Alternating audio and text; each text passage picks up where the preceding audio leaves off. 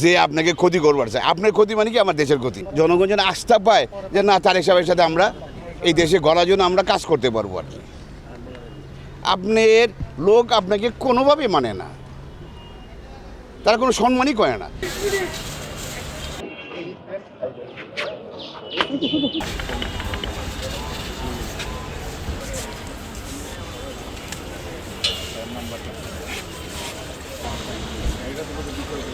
তারেক সাহেব, আমি আপনাকে প্রশ্ন করে বলি, আপনি বাংলাদেশের এন্টায়ার যে কোনো থানার থেকে আমি আপনাকে চ্যালেঞ্জ করে বললাম, আপনি রূপগঞ্জে এত পোস্টার দেখবেন যে পোস্টার বাংলাদেশে কোথাও নাই। খালি পোস্টার কার জানেন? আপনাদের ক্যান্ডিডেট। আপনি দেশে ভালোবাসেন, আপনার লোকজন দেশে বলে ভালোবাসে, বড় বড় কথা বলে গণতন্ত্র এইটা ওইটা। আমাকে বুঝান তো, এই গণতন্ত্র যারা বলে, যারা ভোটের কথা বলে, ওদের চরিত্রটাই তো দেখেন না আপনি।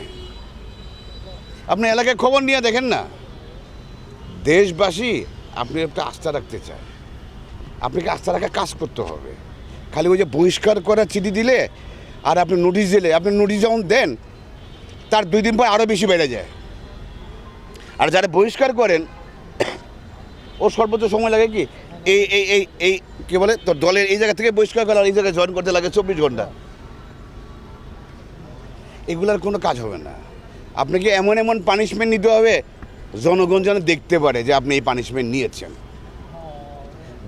জনগণ যেন আস্থা পায় যে না, তারেক সাহেবের সাথে আমরা এই দেশে গড়ার জন্য আমরা কাজ করতে পারবো আর কি।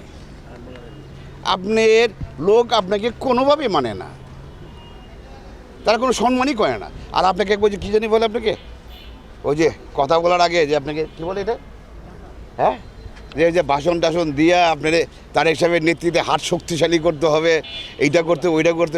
এগুলা কারা করে জানেন? যে আপনাকে ক্ষতি করবার চায়। আপনার ক্ষতি মানে কি আমার দেশের ক্ষতি আর কি।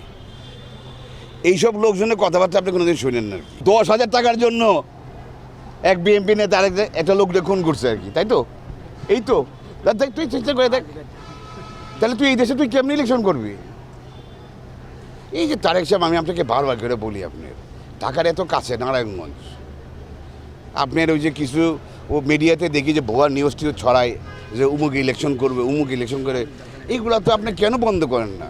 আপনি কেন বলেন না যে আপনার অফিসিয়ালি ডিক্লেয়ার না দেওয়া পর্যন্ত কেউ এগুলা করতে পারবে না? এগুলো তো চান্দাবাজির ফর্মেট।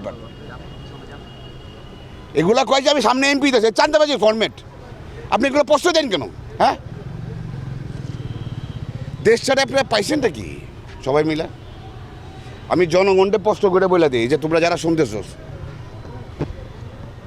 সামনে যদি কোনো ইলেকশন হয়, ভোট দিতে যদি ভোটের লাগে যদি আসে এই চাটুকররা যারা চান্দাবাজি করছে, টাকা যা দিব সব রেখে দিবি, 1 টাকাও কিন্তু ফেরত দিবি না, বাট ভোট কিন্তু ওদের দিবি না।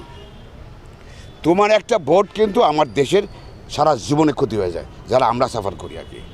আর প্রফেসর ডক্টর মোহাম্মদ ইউনূস, আমি আপনাকে বলে দিই, আমাদের রাস্তাঘাটে ফালাই আপনারা কিন্তু যায়েন না।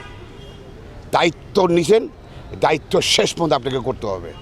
বিকজ কিছু ক্রিমিনাল ছাড়া আমরা আপনাকে অনেক রেসপেক্ট করি।